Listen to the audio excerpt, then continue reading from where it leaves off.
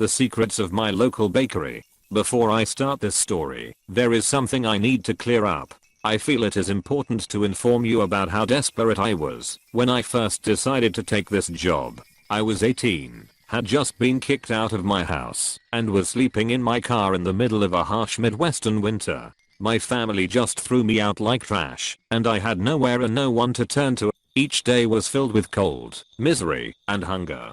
I was desperate for money, and, with the limited job openings in my town, I had minimal options. So, when I was offered a position at the local bakery, you can imagine how ecstatic I was. I hope this little blip of backstory also makes you understand why I can't leave this place. Even after I discovered its secret, I don't even really know why I'm sharing this story, to be quite honest. I guess it must just be something I feel the world needs to know and understand. One thing you should note is that I will not be sharing the names of any of the bakery or any of its workers. The bakery will go by just that, the bakery, and any people discussed in the story will be given aliases. I still need this job, you know. Anyway, I better just get this ball rolling. My first day on the job started on a Monday. I entered the bakery 30 minutes before opening, as instructed by the owner, when we spoke over the phone the other day, and waited by the front door. I do have to admit that the interview process wasn't exactly a stressful end of hour. Actually, it was the owner that called me in the first place. She said she needed someone to help around the bakery, heard about my situation, and offered me a job right on the spot. Obviously I said yes, and at the time I didn't care enough to ask any questions. I was just happy to have a job. I remember just standing around and taking in all the scenery all around me, trying to get a feel for my new workplace. I remember thinking it was rather quaint. It had a 70s diner aesthetic. Checkered tiles, booths, silver colored tables, and glass display cases were all present. The only difference was that instead of the classic red and black theme most classic 70s diners have, the whole place followed a pink and white color scheme. Everything was pink, the checkered tiles, the booths, everything. I figured it made sense for a bakery to have a pastel color scheme, considering baked goods always tend to give you that happy, fuzzy feeling that pastel colors capture so well. I must admit it was a wise choice on the owner's part. The owner emerged from the door to the kitchen just as I finished my examination. She was the classic embodiment of a sweet old lady. She was rather short and a little plump. Her head was covered in curly grey hair that furled around her head like a small afro. She wore a vintage pastel pink dress with matching pink wedges as well as a white apron that seemed to be covered in flour and little bits of pastry dough. Her face was adorned with small white framed reading glasses that hung at the tip of her nose and were held to her face with a string of white beads that draped behind her ears. When she first saw me, her face lit up like the 4th of July and I couldn't help but reciprocate her enthusiasm. I was already beginning to like her. "Well, hello dearie," she greeted in a gravely but honey sweet voice. "You must be Gabrielle." "Yes. Yes ma'am, that's me," I responded, smiling from ear to ear. I reached my hand out to shake her hand as she began to make her way towards me, but she disregarded my hand entirely and went straight in for a hug. "Oh nonsense. Your family now, there is no need for formalities," she cooed soothingly. I chuckled slightly and hugged her back tightly. At that moment, I remember thinking how perfect this was. I got to work in a cute little bakery for a sweet old lady. What's better than that? Damn, looks really can be deceiving.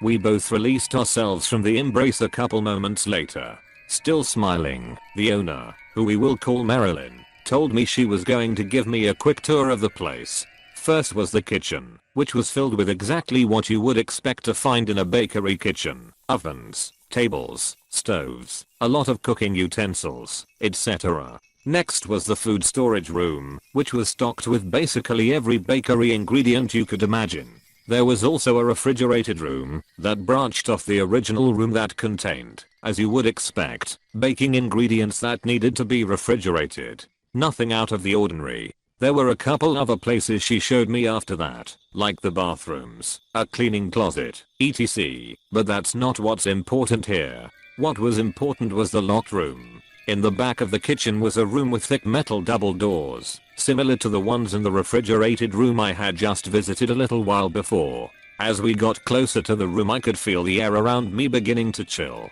confirming my suspicions about the room being refrigerated.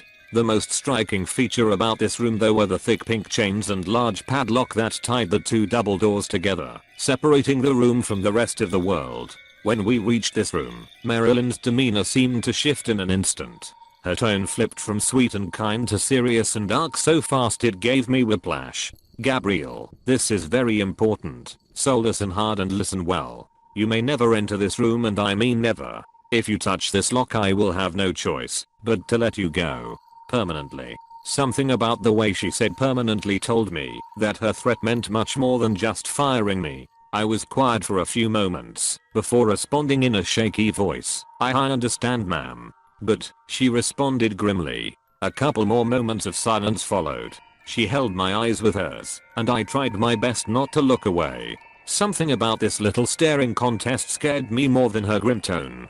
I could tell that she was serious about her threat just by looking into baby blue eyes. There was a darkness brewing behind her white-brimmed glasses that promised a grim outcome if I disobeyed her words. Just as quickly as this interaction started, it seemed to end. As though she was flipping a switch, Marilyn returned to her normal pleasant self. "Well, dearie, I guess that's all. How about we head over to the front desk and work out that old cash register, HMM?" All I could muster in response was a terse nod, my mind still lingering on the locked room. It didn't take long to learn how to use the ancient device that was the baker's register. It was easy enough to use, granted that it would stick almost every time you used it, and often required a few smacks on the side to get its gears up and running again. Still, I much preferred being stuck learning how to work that hunk of junk rather than be back in the kitchen by those locked doors with Marilyn.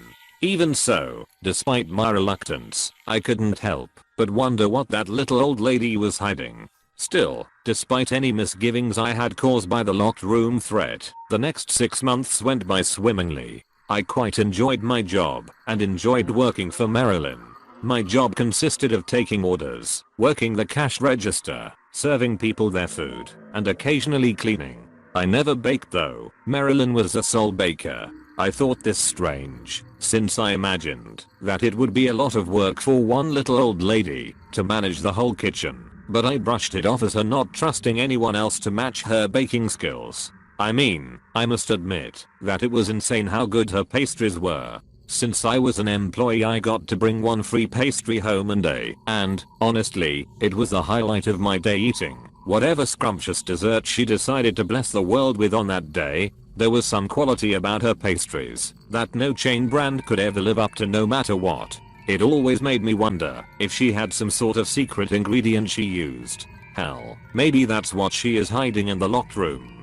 Speaking of which, I never had any more ominous conversations with her up until that point, and avoided the locked room like the plague. I kept my curiosity at bay by coming up with random, plausible excuses about why she wouldn't want me to be in that room. I mean, it could be 1,000 different things. Still, no matter what explanation I tried to come up with, it didn't explain that look in her eyes. The look that threatened a dark fate if I were to peep through those doors. No matter what explanation I came up with, that locked room would always remain a mystery to me. Well, at least that is what I thought. It was almost closing time and the store was empty. I was sweeping the floors like I always did, right before I clocked out. My mind was wandering, and it just so happened that the locked door made its way into my thoughts again. I looked up to steal a glance of the door through the little opening in the wall that connected the kitchen and the rest of the store. The door was locked as always, and Marilyn was nowhere in sight. I had guessed previously that Marilyn only entered the room after I clocked out, or before I clocked in each day.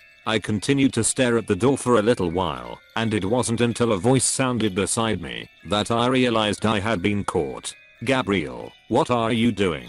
said Marilyn in a sickly sweet tone. My eyes went wide and felt my skin crawl at the tone of her voice. I turned to face her and saw that she was staring at me with cold, accusing eyes. I tried to explain myself, but could only muster out a jumbled apology. I always had been a bad liar. I'm so sorry, ma'am, I was just I'm going to stop you right there, young man. There is no use in trying to find excuses. Her voice did not share the same darkness that it did on the first day we talked about the locked room, which was good. It was more akin to a mother scolding her child rather than a dangerous threat. This relaxed me only just a little though, since I still expected to be punished. I slumped my shoulders in defeat and began to feel my eyes fill with tears. I was preparing to be fired right there and then, but that was not what happened. Marilyn put her hand on my shoulder in a comforting manner. I looked up to meet her gaze and I saw that she wore an expression of understanding and empathy, which was not what I was expecting. I can't punish you for being curious, dearie. You're human and humans are curious by nature. So I will offer you this. She paused for a moment, as if rethinking what she was going to say before continuing. I will show you what's behind the door, if you really want to know, but heed my warning.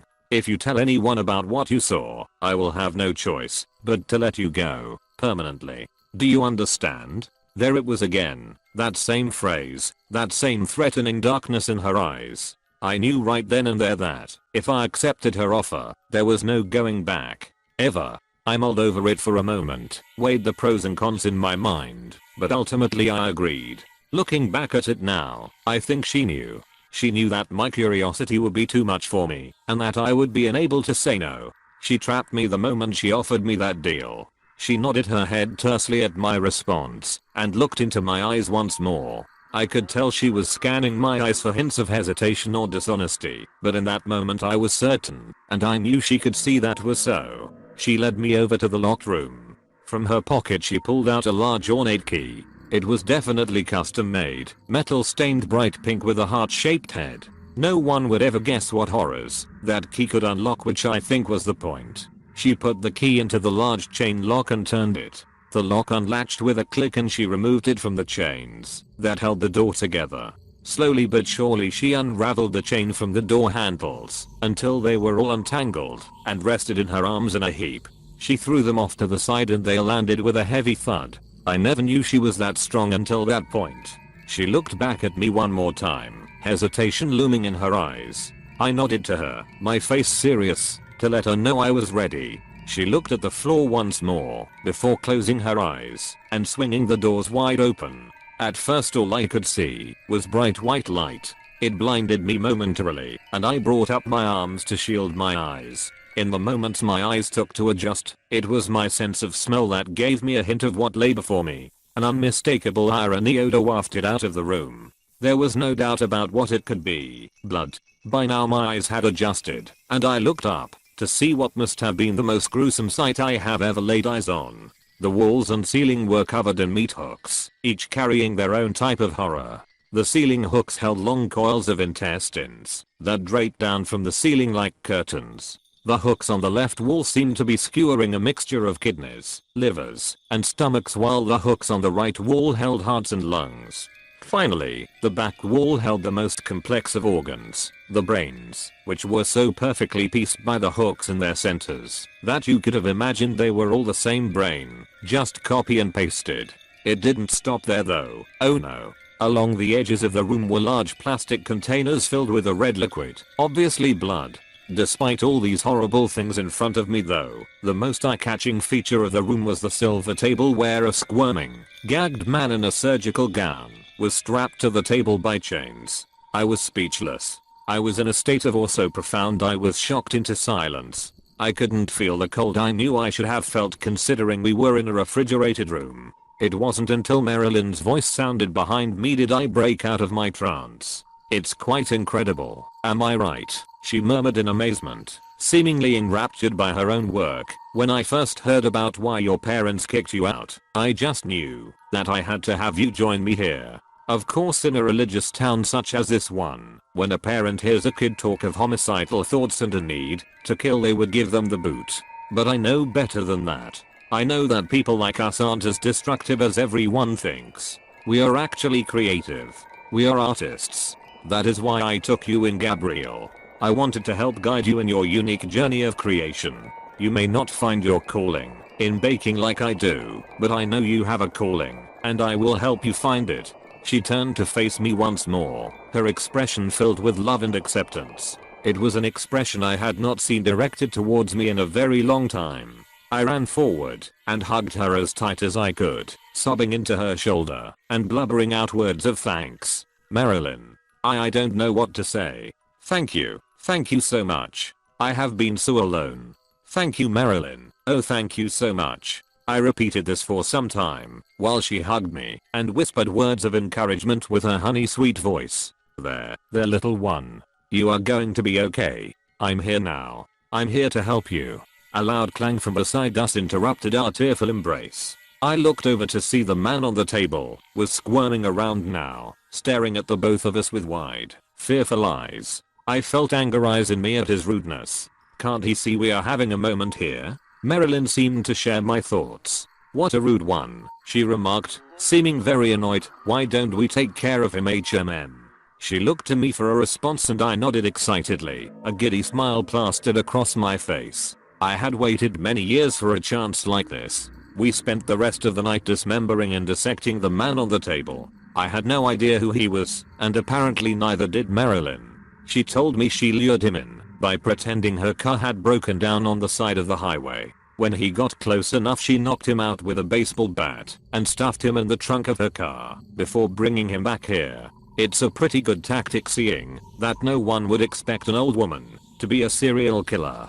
She also told me about her art. She told me about how blood can be used in place of eggs. How the taste of organs can be hidden in any dish, as long as you use exactly the right amount of exactly the right organ. How people actually become addicted to the tang flesh gives to her dishes, which is why she is never dry on business. So many intricacies went into her craft, so many little parts that all tied together into a fiery passion. It was awe-inspiring. The best part is that she promises she will help me find my artistic niche. She will help me find my passion as well as how to hide the darker parts from the rest of the world, so I can just keep on creating all my life. I have been learning so much from her since I learned of the local bakery secret. It really has been a great experience overall. I finally feel accepted and loved. She is my family now, and we are building our lives together now. As I type this, this poor tramp really should have found a more secretive place to sleep, you know. Welp, I better go now. The organs don't stay fresh forever. I hope to see you around, and remember to stop by your local bakery real soon. Hey, thanks for watching, and don't forget to subscribe.